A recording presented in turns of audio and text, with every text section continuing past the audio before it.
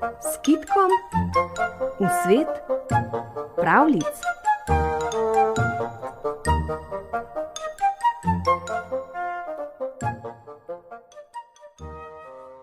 Nekoč je živel fant, ki je bil neumen, da se Bogu smili. Ker pa se tudi bedaku lahko nasmehne sreča, so mu našli nevesto, pa se je oženil z njo. 5. mesec po poroki se je po stari navadi odpravil obiskat starše svoje žene. Ti so ga lepo sprejeli in ga pogostili s cmoki, nadevanimi z mesom, ki jim na Japonskem pravijo dango. Bedaku so nadvse teknili. Takoj ga je preblisnilo, da bi mu jih lahko skuhala tudi žena.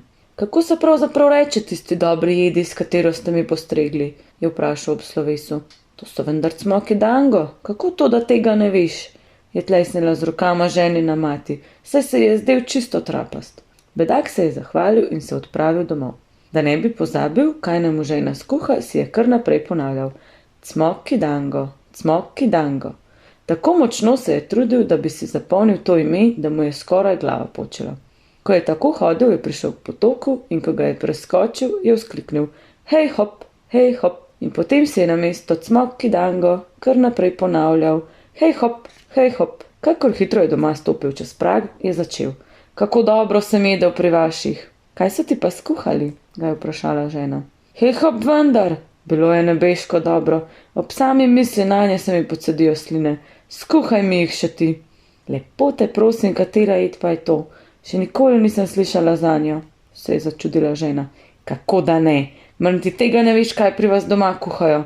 To si gotovo rekla kar tako, ker si lena in se ti jih ne ljubi narediti, ampak jaz ti bom pokazal, po čem so češnje. Se bo že spomnila. Se je razburil bedak in z držajem pipe tako močno udaril ženo po čelu, da se ji je naredila velika buška. Kaj pa počneš?